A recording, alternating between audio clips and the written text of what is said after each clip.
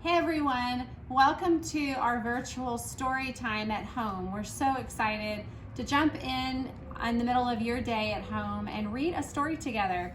Today we are reading about the country of India, a story that takes place there. It's called Festival of Colors. This is something great to talk to your kids about.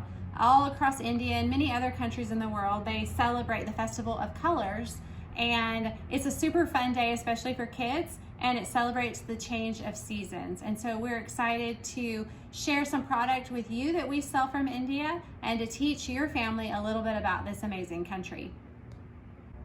Festival of Colors by Kabir Sehgal and Saritha Sehgal.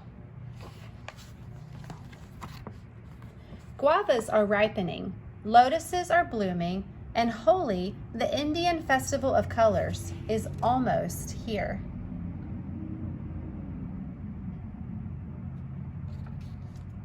Chintu and Mintu are getting ready.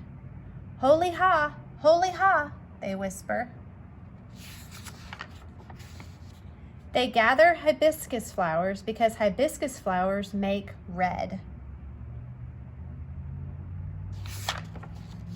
They gather orchids because orchids make purple. They gather marigolds because marigolds make orange. They gather irises because irises make blue. Then they lay the flowers out to dry. Then they separate the petals. And then they press the petals into fine powders. At last, the petal powders are ready. Chintu and Mintu are ready too. And so are their parents. And their friends. And their neighbors. And then, poof, purple pops, poof, red burst, poof, orange erupts, poof, blue splashes. Poof, poof, poof, poof, holy ha, holy ha, holy ha, everyone shouts. Holi is a festival of fresh starts and friendship and forgiveness. But for Chintu and Mintu, it's also a festival of fun. The end. So now that you know about Holi Day, maybe you could talk your parents into throwing color, or maybe just coloring a page or something. Maybe making confetti or trying something out. I love the idea and the sentiment behind this day. I think it's really fun. I wish we did something like that in America. I wanted to show you a few things that we sell from India on our online store at mercyhouseglobal.org. One of the things is this amazing copper water bottle that was part of our Fair Trade Friday subscription club.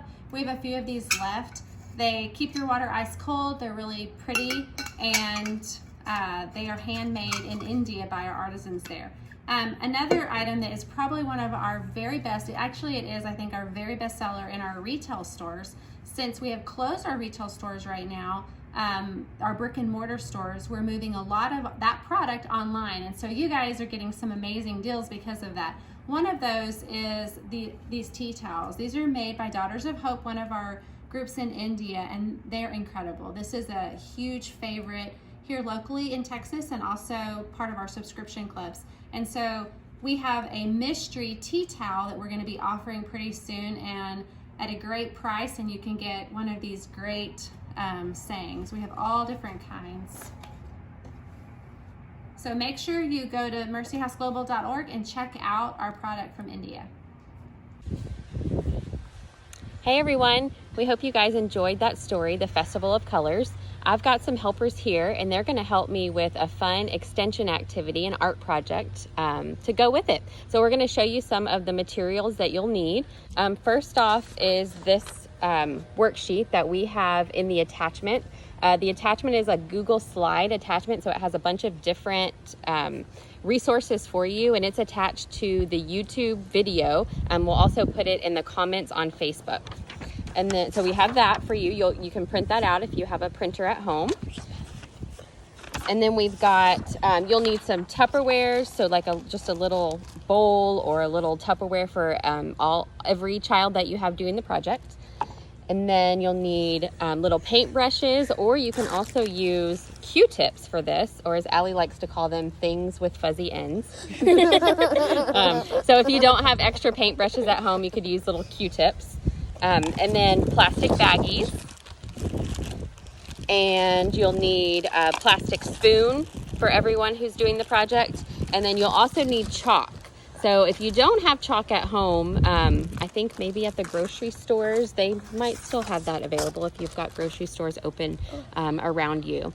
So we are going to show you guys how to make chalk paint. So I actually learned how to do this from these girls. They have spent hours and hours in our driveway making chalk paint. So they're the ones that actually showed me how to do this. But it's really a fun activity, and it's really easy. So let's get started. Okay, so we moved this over to our driveway because it can get a little bit messy. So the first thing that you're gonna do is you're gonna take your chalk and you're gonna put your chalk into your plastic bag. So we gave everybody a different color, and we're just using the colors that are from the book. So we used red, orange, blue, and purple. So you can use any colors that you have. This is just kind of for fun. So they're gonna take their chalk, put it in the plastic bag, and then this is their favorite part. They're gonna crush it up using a rolling pin, or you could use a fork, or you could use a spoon, you could use a stick, whatever you can find. But you're gonna crush up the chalk into a really fine powder. Okay, Anna, what do you sometimes do if you don't have a rolling pin, or if you don't even have a plastic bag? How could you crush up that chalk?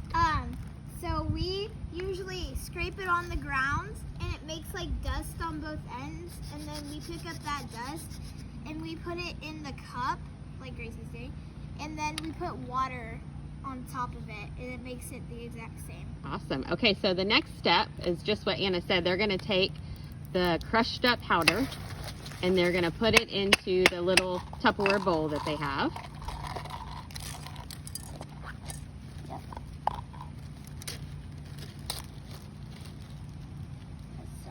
And so at this point, you could explain to your kiddos, and relating it back to the book, that this powder that they're pouring into these little Tupperware containers is the same powder that they use to throw at each other in the Festival of Color. So it's exactly the same. It's just crushed up chalk. So if you're a brave mama, at this point, you could have them throw it at each other. But I'm not a brave mama. Oh man. Okay, so Gracie, what do you do next? What's the next step? Add water. No. All right, so we didn't mention that in the supplies, but you'll need a little bit of water, just a little bit. You pour it a little bit at a time, and you kind of mix it with your spoon, or you could mix it with your paintbrush, and you just kind of mix it until you get like a paint consistency. I got it. Hang on.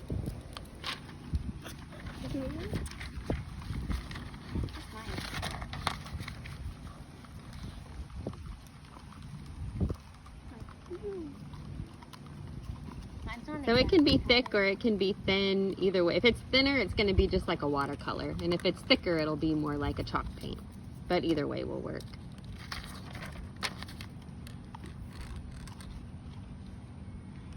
Okay, and then what's the next step, girls? What are you going to do now? They're gonna grab their thing with the fuzzy end, or the paintbrush, and they're gonna like paint the flowers. And you're going to paint the flowers. So can you guys do that? And this would be a good time to have a sharing lesson, because if everybody did their own color, so if one person did blue, one person did purple, orange, and red, then they can, paint with their color, and then you can pass it around and you can share. Mama, which one's orange? So in the book, the marigold was orange, but if you can paint whichever one you want. This is just a fun activity.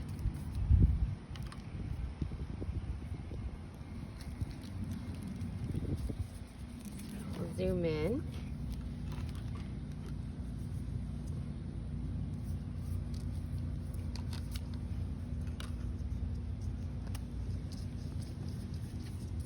Anna's is more of a watercolor. Yeah, Anna's is like a watercolor.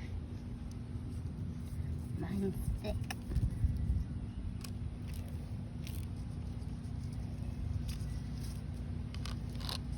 Yours is cool. Mine is more like a watercolor too. And there is the finished product, and everyone's looks a little bit different because everyone is unique and does it a little bit differently. But you could also take your leftover paint, chalk paint, and you could use it on paper. You can actually use it on the driveway. The girls have kind of already started doing that, and it dries like regular chalk. But it's like just fun. Just a fun project. So thank you guys for joining us, and we will see you on Tuesday for our next story time. Bye. Well, thanks for joining us, guys. We really just want you to know how much we appreciate you, how much we miss community. We miss having you guys in the barn to volunteer and in our store to shop. And so we just hope that this comes to you as a blessing.